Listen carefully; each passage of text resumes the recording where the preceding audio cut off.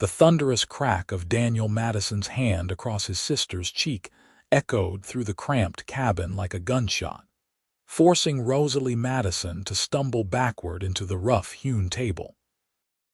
It wasn't the first time her brother had struck her, but the rage in his bloodshot eyes told her it might be the worst beating yet. The year was 1879, and in the unforgiving territory of Dakota, a woman alone had few options, especially one whose only living relative was the very source of her suffering. "You stupid girl," Daniel snarled, his breath reeking of cheap whiskey. Turned away another perfectly good offer of marriage. "Who do you think you are?" Rosalie's hand trembled as she touched her throbbing cheek. "He was 50 years old, Daniel, and cruel to his horses." Her voice was soft but not without strength. "You think I care?"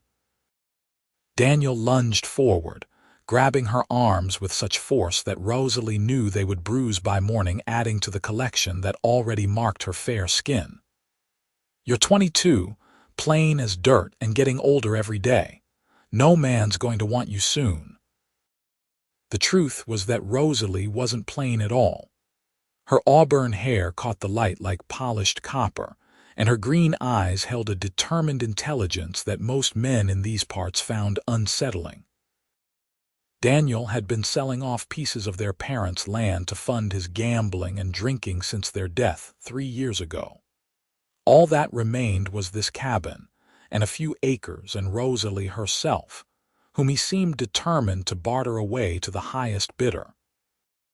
"Let go of me," she whispered, trying to pull away. His fingers dug deeper. "Tomorrow we're riding into Hot Springs. Jasper Holloway is looking for a wife, and he's got a good piece of land. You'll smile and act sweet, or so help me." The door swung open suddenly, letting in a blast of autumn air. Both siblings turned to see a tall figure silhouetted in the doorway. "Evening," said a deep voice. "Pardon the intrusion, but my horse threw a shoe about a mile back." "I saw your chimney smoke." Daniel released Rosalie's arms instantly, his cruel demeanor vanishing behind a false smile. "Of course, stranger. Come in." The man stepped into the light, and Rosalie felt her breath catch. He stood over 6 feet tall, with broad shoulders beneath a well-worn leather coat. His face was tanned from the sun, with lines at the corners of his eyes that suggested both laughter and hardship. A dark brown hat was pushed back on his head, revealing brown hair with hints of gold where the lamplight struck it. "Name's Forrest Ellis," he said, his eyes flicking between them before settling on Rosalie's face, noting the reddening mark on her cheek with a subtle narrowing of his gaze. "Daniel Madison," her brother replied, extending a hand. "This here's my sister, Rosalie." Forrest nodded politely to her, but didn't offer his hand, a courtesy Rosalie appreciated, as it spared her having to raise her aching arms. "I can pay for lodging for the night," Forrest said, reaching into his pocket. "And I'd be grateful for any help with my horse in the morning." Daniel's eyes lit up at the mention of money. "No need to pay. Neighbors help neighbors out here." He was already calculating what else he might extract from this stranger's presence. "Rosalie, fix our guest some coffee." As she moved to the stove, Rosalie was acutely aware of Forrest Ellis watching her, not with the appraising look men often gave her, but with something closer to concern. She kept her face turned away, hoping the shadows would hide the mark of Daniel's hand, but when she handed Forrest his cup, their eyes met briefly. In that instant, she knew he had seen everything: the bruise forming on her cheek, the way she winced when she moved her arms, the fear that lived in her eyes. "Much obliged, Miss Madison," he said quietly. Daniel launched into conversation, questioning Forrest about his business in the territory.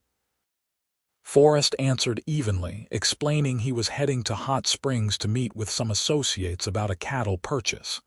"A cattleman, eh?" Daniel leaned forward eagerly. "Good money in that." "When the season's right," Forrest replied noncommittally. Been at it 5 years now. As the men talked, Rosalie prepared a simple supper, moving carefully to minimize the pain in her arms. When they sat down to eat, she kept her eyes on her plate, but she could feel Forrest's gaze returning to her periodically.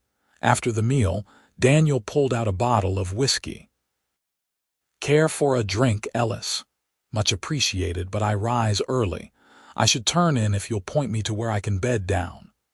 Daniel, disappointed at losing a drinking companion, gestured toward a back room. "You can take the spare room. Rosalie, get fresh bedding." When she entered the tiny room carrying linens, Forrest was checking his saddle bags. He turned at her approach. "Thank you, Miss Madison." His voice was gentler than before. He stepped closer and spoke softly so his words wouldn't carry. "Are you all right?" The simple question asked with genuine concern nearly broke her composure. When was the last time anyone had asked about her welfare? "I'm fine, Mr. Ellis." The lie came automatically to her lips. "Your arms," he said, his eyes dropping to where she clutched the linens against her chest. "They're hurt. It's nothing. I'm clumsy sometimes." Another practiced lie. Forrest didn't contradict her, but his blue eyes held her steadily. "If there's anything you need, Miss Madison, you only have to ask." The offer hung in the air between them.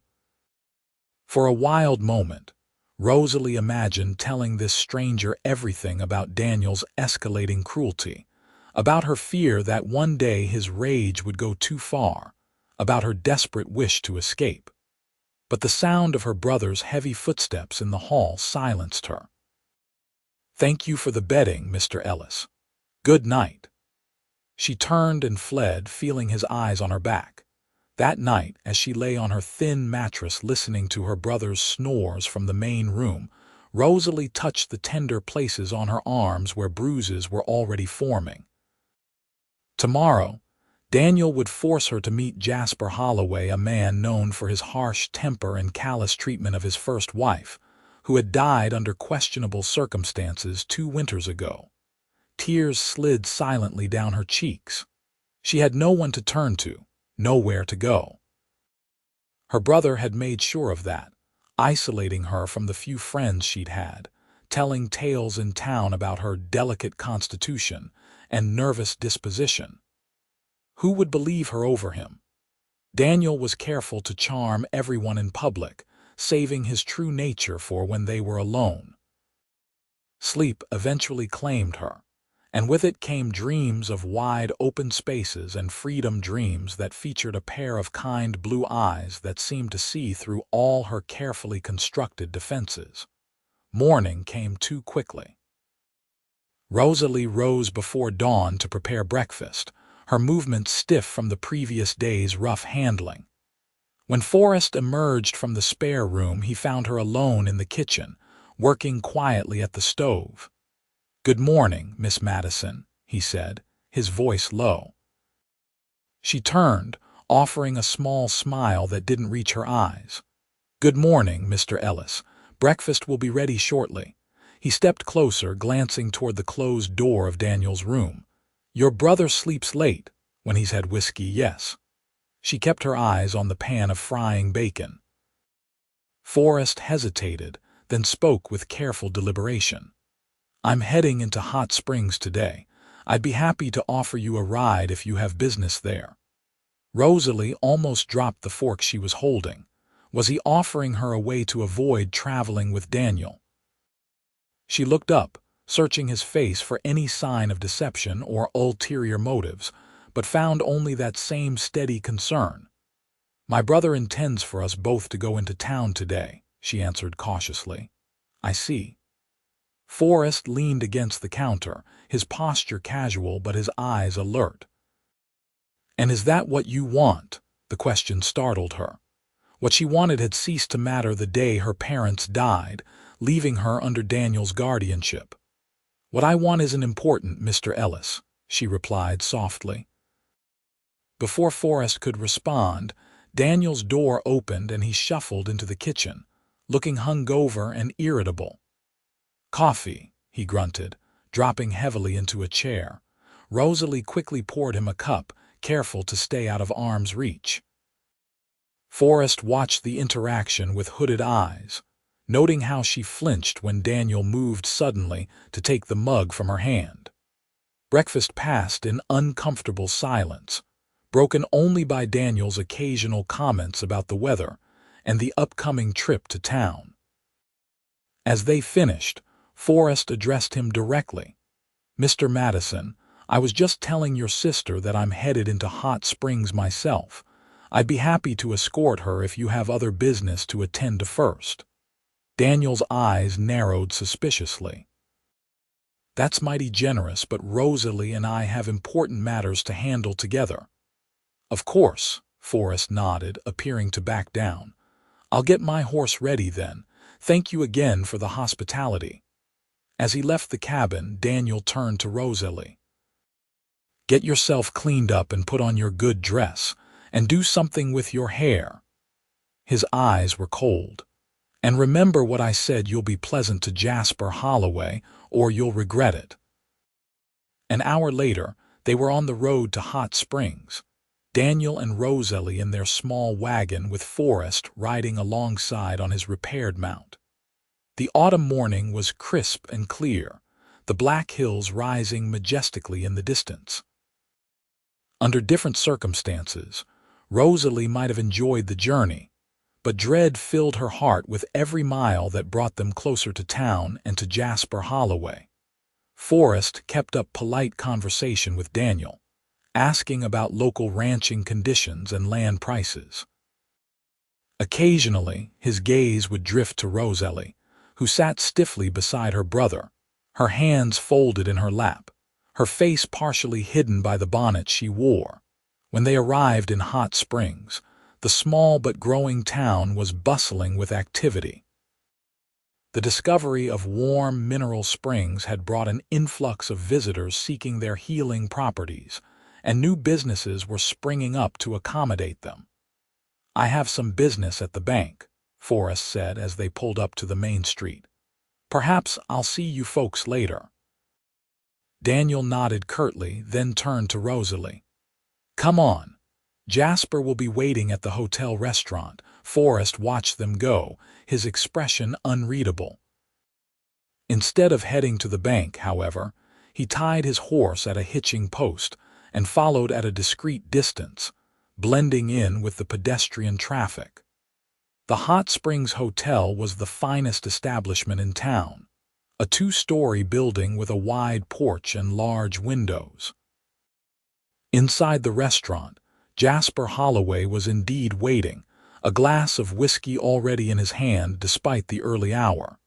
He was a heavy-set man of about 45, with small eyes set in a fleshy face and hands that looked capable of crushing a man's windpipe. "Daniel," he boomed, rising to his feet, "and this must be the sister you've told me about." Rosalie forced herself to curtsy slightly, keeping her eyes downcast as Daniel had instructed. "Jasper, this is Rosalie," Daniel said, his hand firmly on her shoulder, fingers digging in slightly in warning. "Well now," Holloway drawled, looking her up and down like livestock at auction, "aren't you a pretty little thing? Bit thin, but we can fatten you up on my ranch." Rosalie felt sick to her stomach but managed a weak smile. They sat down to coffee, and Holloway launched into a detailed description of his property and holdings, addressing all his remarks to Daniel as if Rosalie weren't present. When he did look at her, his gaze lingered on her bosom or lips in a way that made her skin crawl. "Of course," Holloway said after a while, "I'll need to know she can keep house properly, and that she's biddable. My first wife had some difficulties adjusting to my expectations." Daniel laughed uncomfortably. "Rosalie's been running our household since our parents passed. She's a hard worker." "And obedient," Holloway pressed, his small eyes suddenly sharp. "She knows her place," Daniel assured him, shooting Rosalie a warning glance. "Good. I don't tolerate disobedience in my house." Holloway reached across the table suddenly, grasping Rosalie's wrist. A woman needs a firm hand, doesn't she, girl? His grip was painfully tight, pressing against the bruises Daniel had left the night before. Rosalie couldn't help the small gasp of pain that escaped her lips. "Something wrong with your arm?" Holloway asked, not loosening his hold. "No, sir," she whispered. "She fell yesterday," Daniel interjected quickly. "Clumsy girl." Holloway finally released her. "Well, I don't abide clumsiness either, but I'm sure you can learn." The rest of the meal passed in a blur of misery for Rosalie. When Holloway finally excused himself to meet with a business associate, promising to call on them at home the following week, she felt light-headed with relief. "You did well enough," Daniel grudgingly admitted as they left the hotel. "He seems interested. Now I need to stop by the saloon to meet some fellows.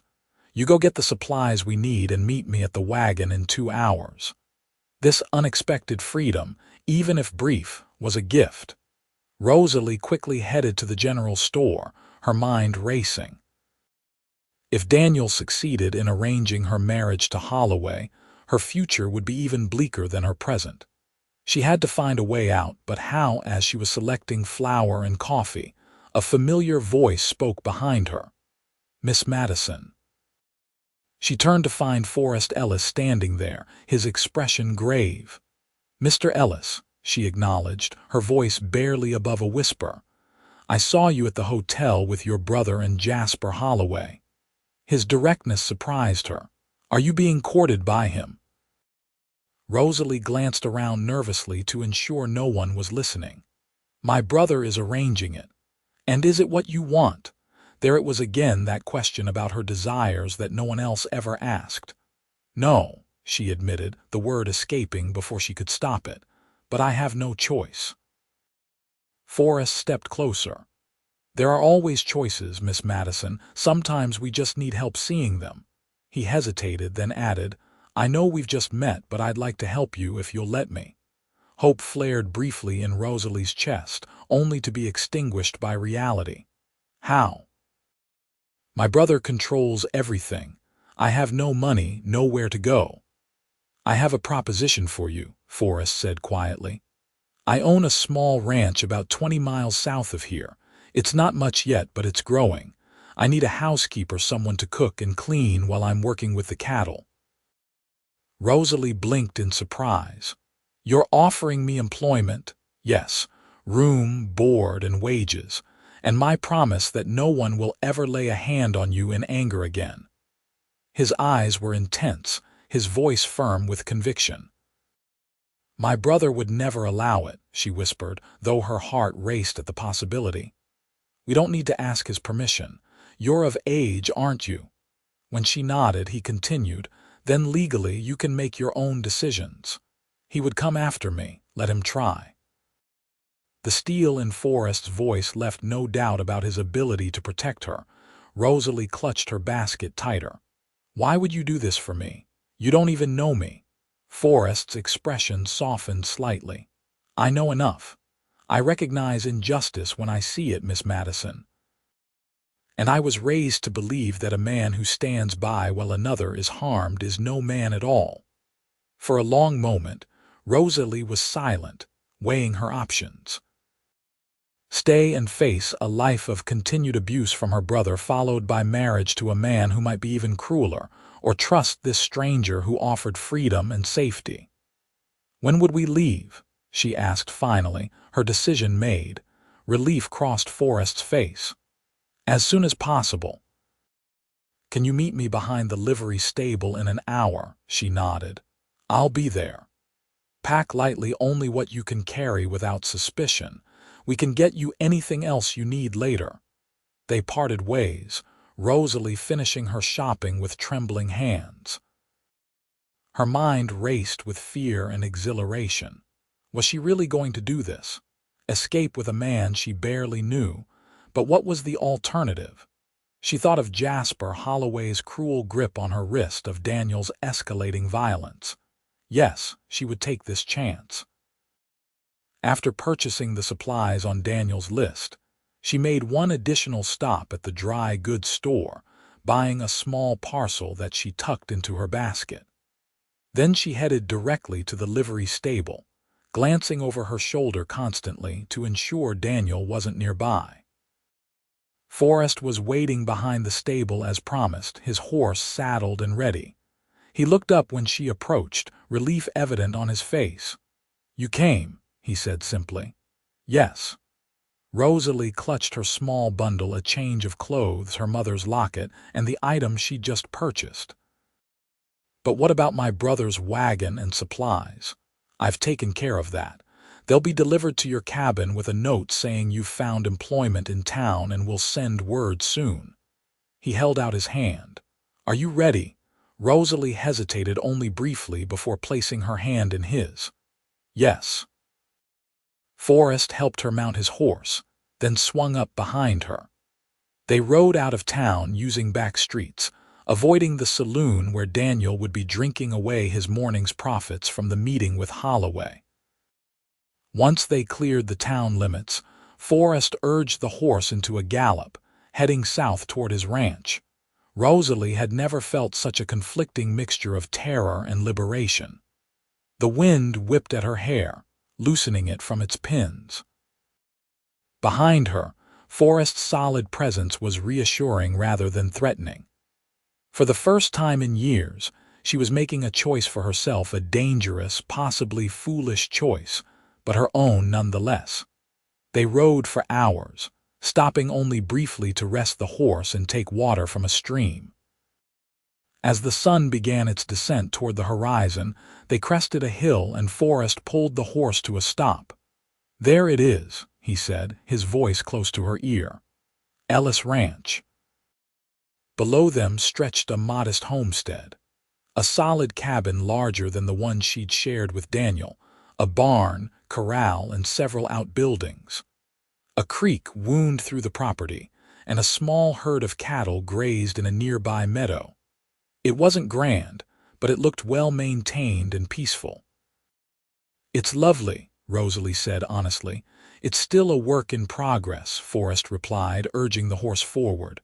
"But it's home." As they approached the cabin, a dog came bounding out to greet them, followed by an older man who emerged from the barn. "That's Henry," Forrest explained. "He helps with the ranch. He's a good man, was a friend of my father's." Henry watched curiously as they rode up and Forrest dismounted, then helped Rosalie down. "Henry, this is Miss Rosalie Madison. She'll be our new housekeeper." Henry tipped his hat politely. "Madam, welcome to Ellis Ranch." "Thank you," Rosalie said, still feeling somewhat dazed by the day's events. "Henry, would you take care of Ranger? Miss Madison and I have had a long journey." "Of course, boss." Henry took the reins, leading the horse toward the barn, though he cast a curious glance back at them. Forrest led Rosalie to the cabin and opened the door. "It's not much, but it's clean," he said, a touch of self-consciousness in his voice. Rosalie stepped inside and looked around. The main room was larger than she'd expected, with a stone fireplace, a sturdy table with chairs, and simple but comfortable-looking furniture. A doorway led to what appeared to be a kitchen, and she could see two more doors that presumably led to bedrooms. "Your room is this one," Forrest said, opening the door to a small but pleasant bedroom with a narrow bed, chest of drawers, and a window that looked out toward the hills. "I'm across the hall, and there's a small storage room at the back. The kitchen's well stocked, but if there's anything you need, just let me know." Rosalie turned to face him, suddenly aware of the strangeness of their situation. She'd just run away with this man, a virtual stranger, and now stood in his home. Fear flickered briefly across her face. Forrest seemed to read her thoughts. "Miss Madison, I want to be clear about something. You're here as my employee, nothing more. Your room is your private space. No one will enter without your permission, including me. You're free to come and go as you please, though I'd advise caution until we're sure your brother isn't looking for you." His words eased some of her tension. "Thank you, Mr. Ellis. I'm grateful for your help. Forrest, please." If we're to live under the same roof, there's no need for such formality. She smiled slightly. Then you must call me Rosalie. He nodded, returning her smile. Rosalie it is. You must be tired and hungry. Why don't you rest while I prepare something to eat? No, please, she protested. I'm the housekeeper now. Let me earn my keep. Forrest looked like he might argue, but then nodded. As you wish. But tonight we'll cook together. Tomorrow is soon enough for you to take on your duties fully.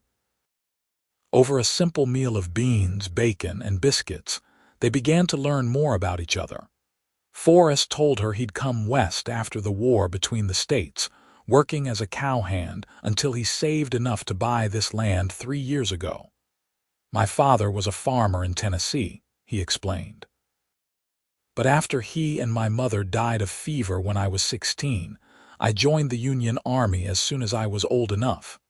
After the war, there wasn't much left for me back east. You've built something good here, Rosalie observed, looking around the comfortable cabin. I'm trying. It's hard work, but honest. He hesitated, then asked, What about your family? How did you come to be under your brothers' care? Rosalie stared into her cup of coffee. My parents had a small farm. They died in a house fire 3 winters ago. I was staying with a friend when it happened. Daniel was already grown and living in the cabin where you found us. He took me in. He was my only family. She swallowed hard. He was always quick to anger, even as a boy, but after our parents died, something in him changed. The drinking got worse, and with it his temper. And no one intervened. Forrest's voice held carefully controlled anger. Who would? Daniel was charming in public. Everyone thought him a devoted brother, taking in his orphaned sister. The bruises were easy to hide, and the few times someone noticed, he always had an explanation. I was clumsy, I fell, I bruised easily. She looked up, meeting Forrest's eyes. And perhaps part of me believed I deserved it, for surviving when they didn't. You didn't deserve any of it, Forrest said firmly. No one deserves to be treated that way.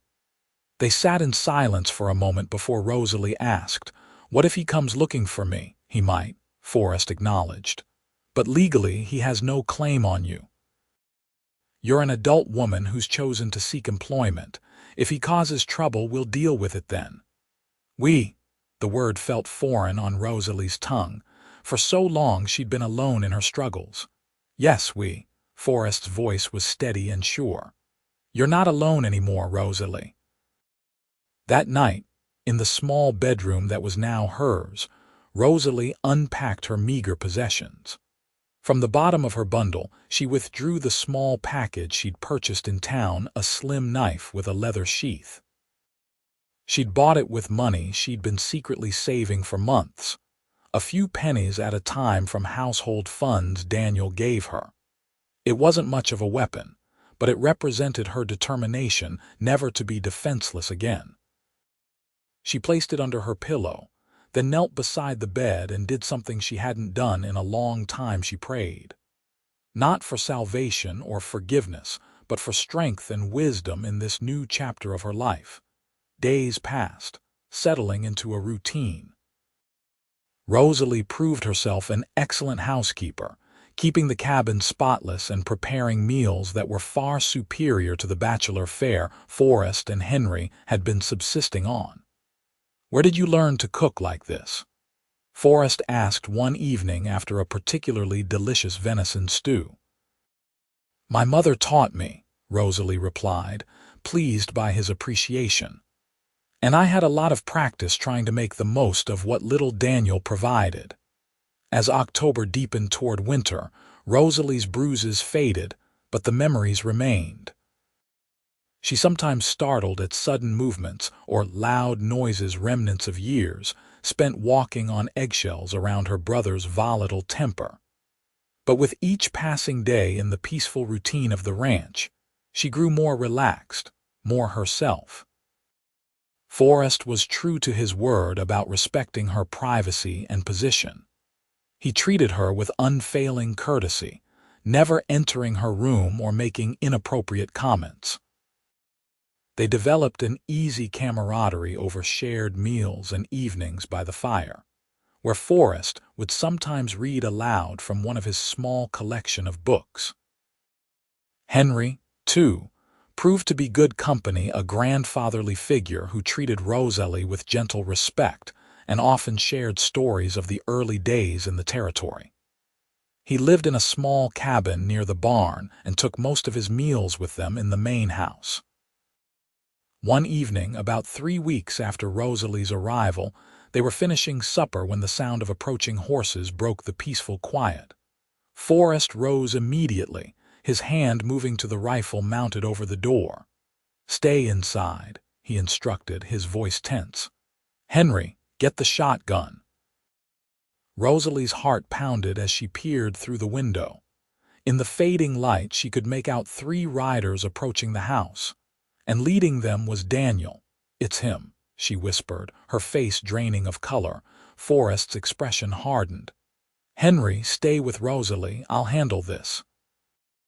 "No," Rosalie said, straightening her shoulders. "This is my fight too." After a brief internal struggle, Forrest nodded. "Stay behind me then." They stepped onto the porch as the riders pulled up in front of the cabin. Daniel's face was a mask of fury when he saw Rosalie standing beside Forrest. "There you are, you ungrateful bitch," he snarled. "Get your things. You're coming home right now."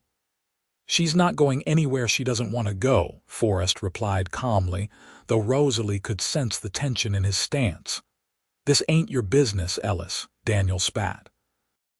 "She's my sister and she's coming with me." "I'm not going back, Daniel," Rosalie said, her voice remarkably steady despite her fear.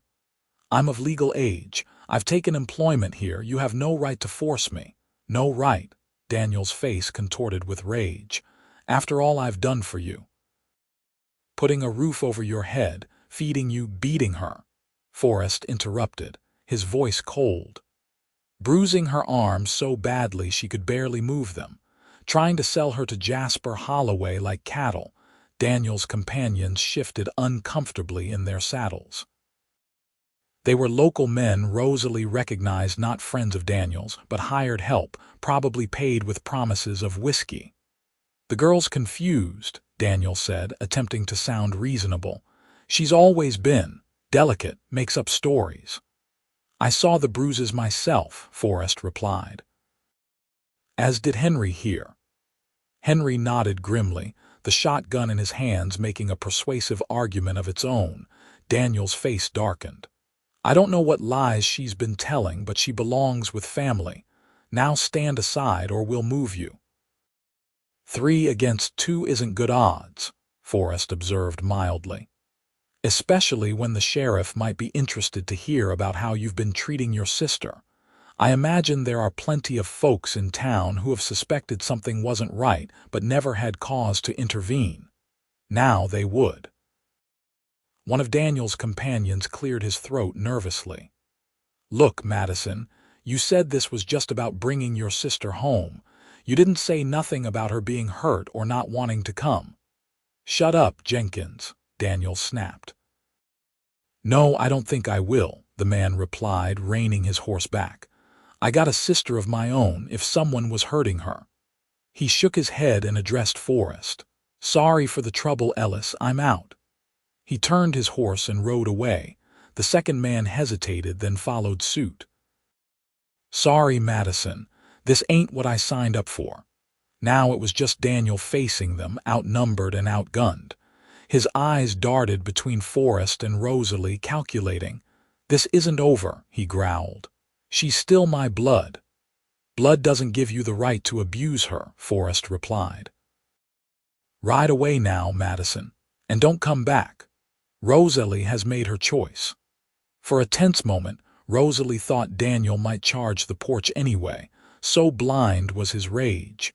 But finally, with a curse, he yanked his horse's head around and galloped away, leaving a cloud of dust in his wake.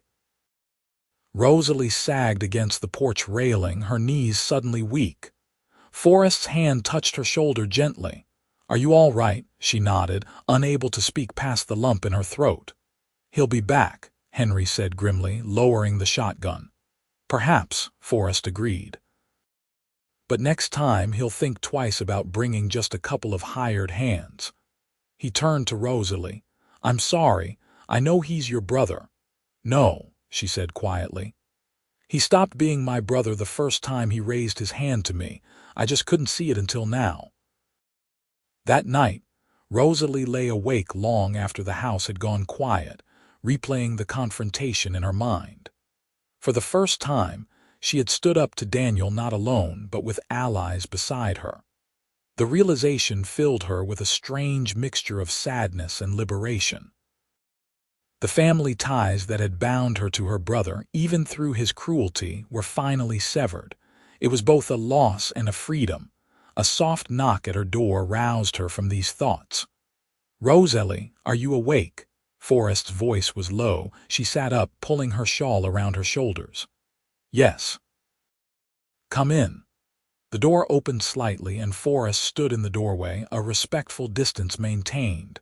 In the soft glow of the oil lamp he carried, his face looked troubled. "I couldn't sleep," he admitted. "I kept thinking about what happened today." "So did I," she replied. He hesitated, then asked, "Do you regret coming here, standing up to him?" "No," Rosalie answered without hesitation.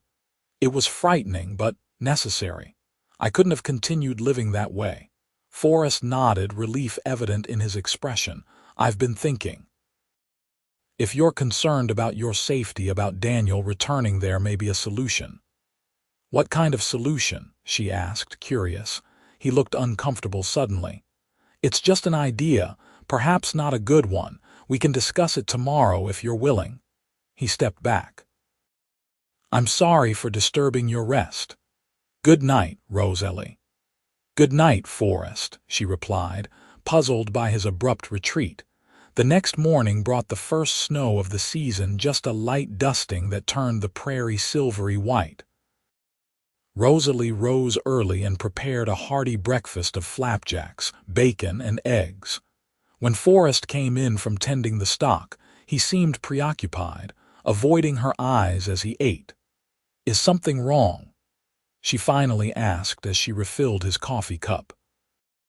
He looked up, his expression uncharacteristically uncertain. "Not wrong, exactly. I've been thinking about what I mentioned last night. Your solution to my safety concerns," she prompted. Forrest set down his fork and took a deep breath. "Rosalie, what I'm about to propose is a practical arrangement, nothing more. You're under no obligation to accept, and your position here is secure regardless of your answer." Intrigued, she sat down across from him. "Go on." "Marriage," he said simply. "A marriage of convenience between us would offer you legal protection from your brother. As your husband, I would have legal standing to prevent him from making any claim on you.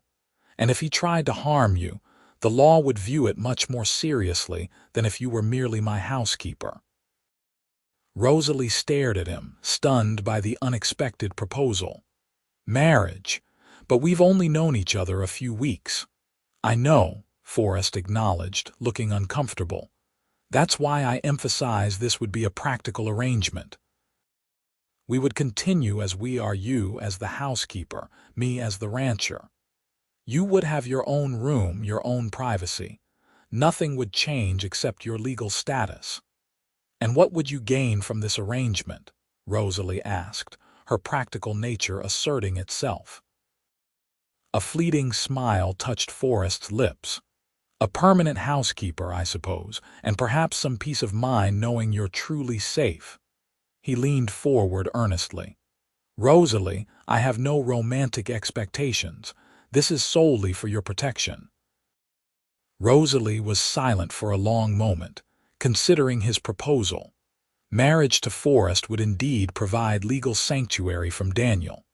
And unlike the prospect of marriage to Jasper Holloway, the thought didn't fill her with dread. Forrest had proven himself honorable and kind. "May I have time to consider?" she asked finally. "Of course," he replied, looking relieved that she hadn't outright rejected the idea. "Take all the time you need. As I said, your place here is secure regardless.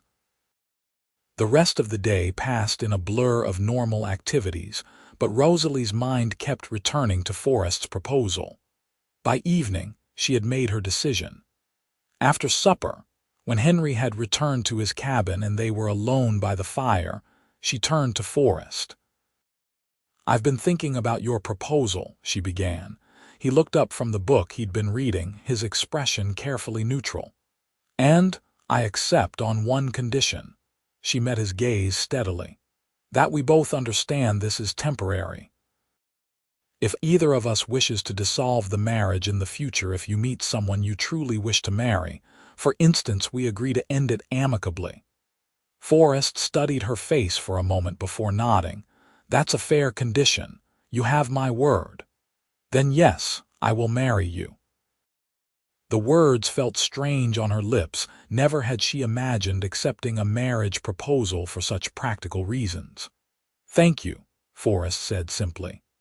After a pause, he added, "We could ride into Hot Springs tomorrow if that suits you.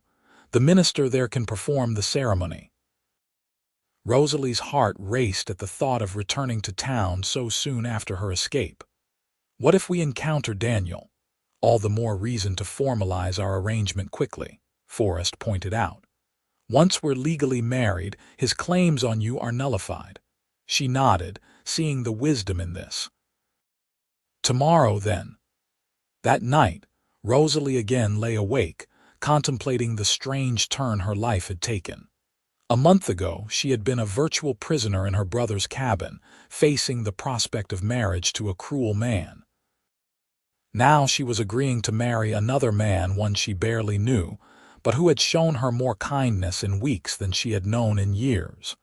Was she making a mistake? Perhaps. But it was her mistake to make her choice, freely given. That alone made it different from anything Daniel had tried to force upon her. Morning brought clear skies and milder temperatures that melted the previous day's snow. Rosalie dressed in her best gown, a simple blue cotton that had seen better days but was clean and carefully mended. She twisted her hair into a neat knot, wishing for a moment that she had something pretty to wear for her wedding, unusual though the circumstances might be. There was a knock at her door, and when she opened it, Forrest stood there holding a small wooden box. "I hope I'm not intruding," he said, "but I have something for you." He handed her the box. "It was my mother's. I thought perhaps you might like to wear it today." Rosalie opened the box to find a delicate silver brooch in the shape of a flower with a small pearl at its center. "It's beautiful," she whispered, touched by the gesture. "May I?" Forrest asked, and when she nodded, he carefully pinned it to her dress. His fingers were gentle, avoiding any contact that might make her uncomfortable. "There. Perfect." Their eyes met, and for a fleeting moment, something passed between them, an acknowledgement of the strangeness and significance of what they were about to do. The ride to Hot Springs was tense, both of them alert for any sign of Daniel or his associates. But they reached town without incident and made their way directly to the small church near the edge of town. The minister, Reverend Thompson, was initially reluctant to perform the ceremony without proper notice, but Forrest explained their situation in careful terms, not the full truth, but enough to convey the urgency. "Miss Madison is in need of protection from an abusive relative," he said quietly. "A legal marriage would provide that protection." The Reverend studied them both, his kind eyes lingering on Rosalie's face. "Is this what you want, my dear? You're not being coerced." "No, Reverend," she replied firmly. "This is my choice. Mr. Ellis has been nothing but honorable and respectful." After a moment's consideration, the minister nodded. "Very well. We'll need witnesses." "I can help with that," offered the church caretaker, a friendly older woman who had been sweeping the steps. "And I'm sure Mr. Peterson at the general store would be willing." Within the hour, Rosalie found herself standing before the altar beside Forrest. repeating vows that under different circumstances would have been the fulfillment of romantic dreams. Instead, they were a practical arrangement, a shield against the very real danger her brother posed. Yet as Forrest placed a simple gold band on her finger, hastily purchased from the jeweler next to the general store, she felt an unexpected warmth in her chest. When the minister pronounced them husband and wife, and Forrest leaned down to place a chaste kiss on her cheek, that warmth spread, bringing color to her face. "Congratulations, Mrs. Ellis," he said softly, his blue eyes holding hers. "Mrs. Ellis." The name sounded strange, yet somehow right.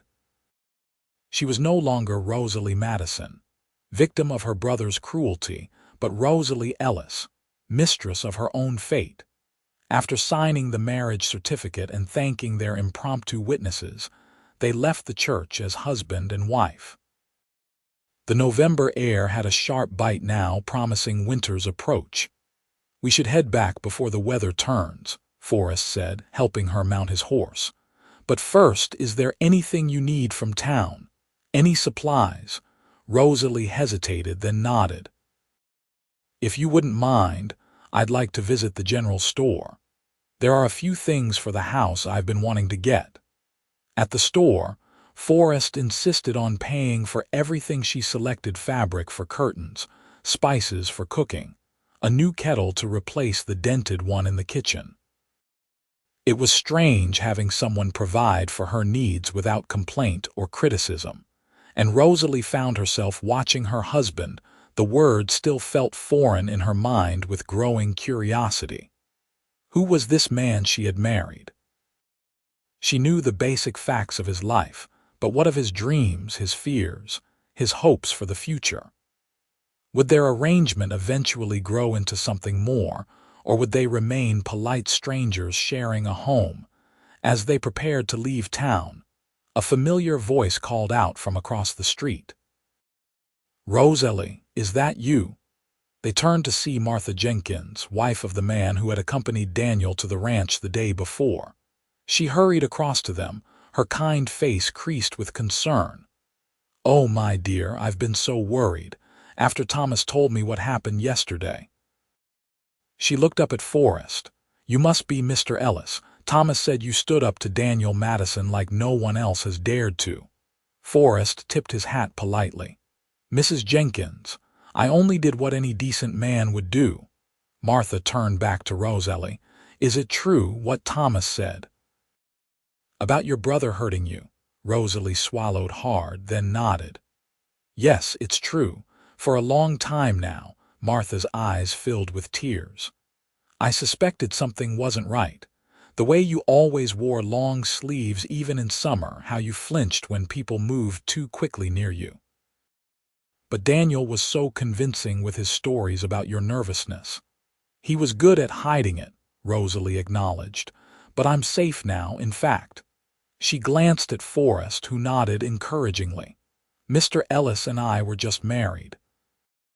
Martha's eyes widened in surprise, then crinkled with genuine pleasure. "Well, that's wonderful news." She squeezed Rosalie's hand warmly. "I always thought you deserved so much better than what life had given you." As they talked, Rosalie became aware of a commotion further down the street. Raised voices, the sound of breaking glass. "That's the saloon," Martha said, frowning. "There's been trouble there all morning. Daniel Madison's been drinking heavily since dawn, making wild accusations about you being kidnapped, Mr. Ellis." Forrest's expression darkened. "We should go. I'd rather not confront him if we can avoid it." But it was too late. The saloon doors burst open and Daniel staggered out, his face flushed with alcohol and rage. He spotted them immediately. "You!" he roared, pointing an unsteady finger at Forrest. "Thief! Kidnapper!" Forrest stepped in front of Rosalie protectively. "Go back inside, Madison. You're drunk." Daniel lurched toward them, drawing a pistol from his belt. Several pedestrians scattered, seeking cover. "Daniel, stop!" Rosalie called, moving out from behind Forrest despite his attempt to shield her. "This has to end." "End," Daniel's laugh was ugly. "It ends when I say it ends, sister dear. When I put a bullet in this man who stole you away." "He didn't steal me," Rosalie said firmly. "I left of my own free will, and now we're married." Daniel's face contorted with fury. "Married, you ungrateful whore, after everything I've done for you." "Put the gun down, son," came a new voice. The town sheriff had appeared, his own weapon drawn. "This isn't the way to settle family disputes." Daniel's eyes darted between the sheriff, Forrest, and Rosalie. For a moment, it seemed he might back down. Then, with a roar of rage, he swung the pistol toward Forrest. 2 shots rang out simultaneously. Rosalie screamed, certain she was about to witness her husband's death. But it was Daniel who staggered backward, a red stain spreading across his chest. The sheriff's bullet had found its mark first. Forrest's arms went around Rosalie, pulling her against his chest, shielding her eyes from the sight of her brother falling to the dusty street. "Don't look," he murmured against her hair. "Don't look." But Rosalie pulled away, needing to see to know it was real. Daniel lay motionless, his unseeing eyes staring at the sky, the gun fallen from his limp fingers. The sheriff knelt beside him, checking for signs of life, but she already knew. Her brother was gone.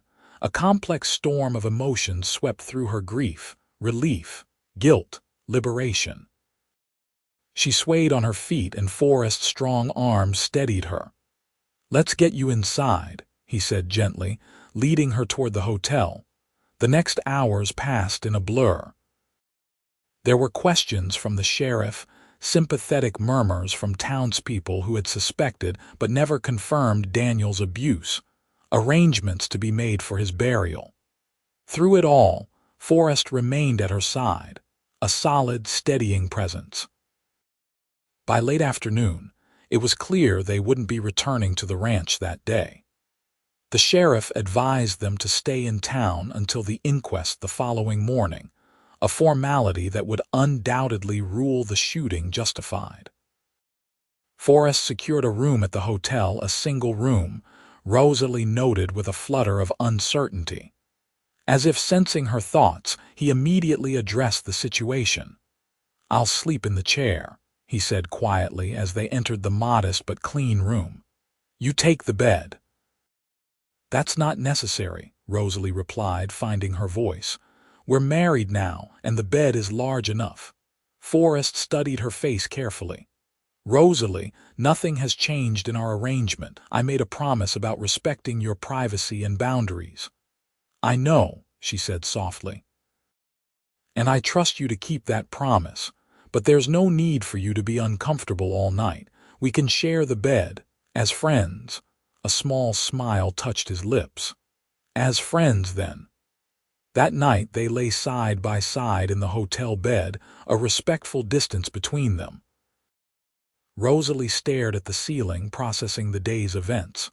"Are you all right?" Forrest asked softly in the darkness. She considered the question honestly. "I don't know. I feel numb, I think, and confused about how I should feel. He was my brother, but he caused me so much pain." "It's natural to have mixed feelings," Forrest replied. "Family relationships are complicated, even in the best circumstances." "I keep thinking about our parents," Rosalie admitted. "What they would think if they could see what became of us. Daniel wasn't always so cruel." "After they died, something in him broke. The drinking got worse, and with it, his temper." "Grief affects people differently," Forrest said, "but it doesn't excuse what he did to you." "No," she agreed. "It doesn't."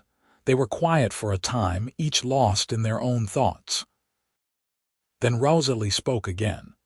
"Thank you, Forrest, not just for today, but for everything since we met. You saved me in more ways than one." In the dim light from the moon filtering through the curtains, she saw him turn his head to look at her. "You saved yourself, Rosalie. You had the courage to leave, to start over. I just offered a hand." She smiled at that. "Then thank you for the hand, and for this." She held up her left hand, where the simple gold band caught the moonlight. Forrest's gaze lingered on the ring, then moved to her face. "You're welcome," he said softly. The following morning, the inquest was brief and conclusive. The sheriff's action was deemed justified, with multiple witnesses attesting to Daniel's threatening behavior and intent to harm. When it was over, Forrest and Rosalie were free to return to the ranch. The journey home was quieter than their trip to town had been. Rosalie was lost in thoughts of her brother, not as he had been at the end, but as the boy she'd once admired and loved. Somewhere along the way, that boy had disappeared, replaced by a bitter, violent man. Now he was gone forever, and with him, the last of her blood ties to the past. As the ranch came into view, Rosalie felt a surprising sense of homecoming. In just a few short weeks, this place had become more of a home to her than her brother's cabin had ever been.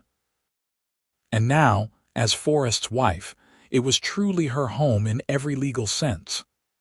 "Welcome home, Mrs. Ellis," Forrest said, as if echoing her thoughts. The days that followed settled into a new rhythm. They maintained their separate bedrooms and their employer-employee dynamic during the day, but something had shifted between them. Perhaps it was the shared experience of Daniel's death, or the legal bond they now shared, but their conversations grew deeper, more personal. In the evenings by the fire, Forrest began telling her more about his past, his childhood in Tennessee, his experiences during the war, his dreams for the ranch. In turn, Rosalie shared stories of her parents, of her life before Daniel's abuse, of the small joys and hopes she had managed to preserve even in her darkest days. Winter descended on the Dakota territory with a vengeance that year. Heavy snows blanketed the prairie and bitter winds howled around the cabin. But inside, warmth and comfort prevailed. Rosalie took pride in making the ranch house truly a home, sewing curtains from the fabric she'd bought, cooking hearty meals that chased away the cold, adding small feminine touches that softened the bachelor surroundings. As Christmas approached, she surprised Forrest by decorating the cabin with pine boughs and red berries gathered from the woods near the creek. The scent of gingerbread filled the house, and she even fashioned simple gifts for both Forrest and Henry. On Christmas Eve, as they sat by the fire after Henry had retired to his cabin, Forrest presented her with a small package wrapped in brown paper. "It isn't much," he said, seeming almost shy, "but I wanted you to have something." Rosalie unwrapped it carefully to find a beautiful leather-bound journal and a fine pen. "Oh, Forrest," she breathed, running her fingers over the smooth cover. "It's lovely. I've noticed you like to write sometimes," he explained. "You're always jotting down recipes or thoughts on scraps of paper. I thought you might like somewhere proper to keep them." Touched by his thoughtfulness and observation, Rosalie impulsively leaned over and kissed his cheek. "Thank you. It's perfect." For a moment, neither of them moved. Forrest's eyes searched her face, a question in their depths. Then, slowly, giving her every opportunity to pull away, he leaned forward and pressed his lips gently to hers. The kiss was brief, tender, and when he drew back, his expression was uncertain. "I'm sorry." "I shouldn't have—" "No," Rosalie interrupted, her heart racing. "Please don't apologize." Their eyes held, and in that moment, something shifted irrevocably between them. The practical arrangement they had agreed to was evolving into something neither had anticipated. "Rosalie," Forrest said softly, "I find myself in an unexpected situation. I'm developing feelings for my wife." A smile touched her lips at his phrasing. "That is unexpected. What do you propose we do about it?" "I propose we consider revising our agreement," he replied, reaching out to take her hand. "Not the legal part, I'm quite content remaining married to you, but perhaps the practical aspects. Such as separate bedrooms," she suggested, her cheeks warming, "among other things." His thumb traced gentle circles on her palm. "But only if you share these feelings. Only if you want more than our original arrangement." Rosalie considered his words, searching her heart. Over the weeks, her gratitude toward Forrest had indeed transformed into something deeper: admiration, affection, and yes, desire. But fear still lingered, born of years of abuse. "I do want more," she admitted. "But I'm afraid, Forrest. Not of you," she added quickly, seeing his expression. "But of myself, of my ability to be a true wife." Daniel left scars that aren't visible on my skin. "I understand," Forrest said gently. "And I would never rush you or expect more than you're ready to give. We have time, Rosalie, all the time you need." She squeezed his hand, grateful for his patience and understanding. "Then perhaps we could start slowly. Get to know each other as husband and wife, not just as rancher and housekeeper." "I'd like that very much," he replied, his smile warming her more thoroughly than the crackling fire. That night, they shared their first real kiss as husband and wife, a sweet, unhurried exploration that left them both breathless and smiling. But true to his word, Forrest made no further advances, returning to his own room when they finally bid each other good night. The winter months brought them closer together in many ways. Snowbound for days at a time, they shared stories, dreams, and increasingly, tender touches and kisses. Rosalie found herself healing in ways she hadn't thought possible. The fear that had been her constant companion for years gradually receded, replaced by a growing confidence in herself and trust in Forrest. By the time spring began to thaw the frozen prairie, their marriage had evolved from one of convenience to one of genuine affection and desire. Yet still, they maintained separate bedrooms, a last boundary neither had yet crossed. One evening in early April, as the first wildflowers were beginning to dot the awakening land, Rosalie sat before the mirror in her room, brushing out her long auburn hair. A soft knock at the door made her turn. "Come in," she called, expecting Henry with a question about the next day's meals. Instead, Forrest entered, closing the door quietly behind him. He stood watching her for a moment, his eyes soft in the lamplight. "You're beautiful," he said simply. Rosalie set down her brush, her heart beginning to race. "Thank you." He crossed the room slowly, giving her time to object if she wished. When he reached her, he gently took the brush from the dressing table and began to run it through her hair himself. "I've wanted to do this for months," he admitted, his voice low. "Your hair is like living fire." Rosalie closed her eyes, savoring the sensation of his gentle ministrations. When he set the brush down, his hands came to rest lightly on her shoulders. She covered them with her own, then stood and turned to face him. "Forrest," she said softly, "I think I'm ready." His eyes searched hers, looking for any sign of uncertainty. "Are you sure? There's no rush." In answer, she reached up and began unbuttoning his shirt. His breath caught, but he remained still, allowing her to set the pace. When her fingers faltered at the third button, he gently covered her hands with his own. "We can stop any time you want," he assured her. Rosalie shook her head. "I don't want to stop. I want to be your wife in every sense." I've never." Understanding dawned in his eyes. "You've never been with a man before." "No," she admitted. "Daniel kept me isolated, and before him I was too young." Forrest cupped her face in his hands, his touch reverent. "Then we'll go slowly. And if at any point you want to stop, just say the word."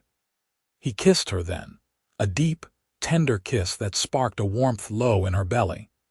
His hands were gentle as they moved down to her waist, drawing her closer, but never constraining, always leaving her space to retreat if she wished. But Rosalie didn't want to retreat. For the first time in her life, she felt safe, desired, and completely in control of what happened to her body.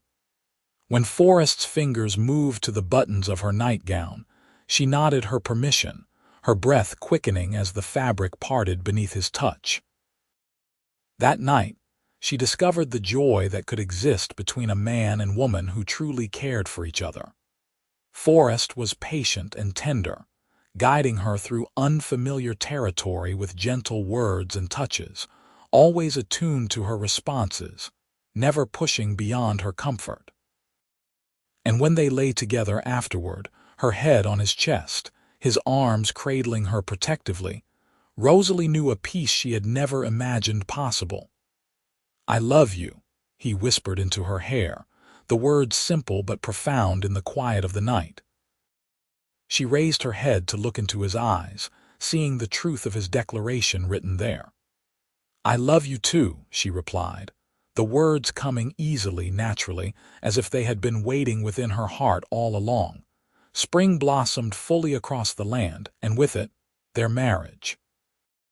Rosalie moved her belongings into Forrest's room, now their room, and embraced her role not just as housekeeper, but as ranch mistress and beloved wife. As summer approached, bringing with it new calves to the herd and prosperity to the ranch, Rosalie made an unexpected discovery. The fatigue she'd been feeling, the slight nausea in the mornings, had a joyful explanation. She waited until evening, when they sat together on the porch watching the sunset paint the prairie in gold and crimson, to share her news. "Forrest," she said, taking his hand in hers, "I have something to tell you." He turned to her, his expression curious. "What is it, love? In the winter, we'll have a new addition to the ranch." She placed his hand gently on her still flat stomach. "Our child." The wonder that spread across his face was something Rosalie knew she would remember all her days. Forrest fell to his knees before her, pressing his forehead against her middle. "A baby," he whispered, his voice thick with emotion. "Our baby." When he looked up at her, there were tears in his eyes. "Thank you, Rosalie, for coming into my life, for becoming my wife, for giving me this gift." She smiled through her own tears, cradling his face in her hands.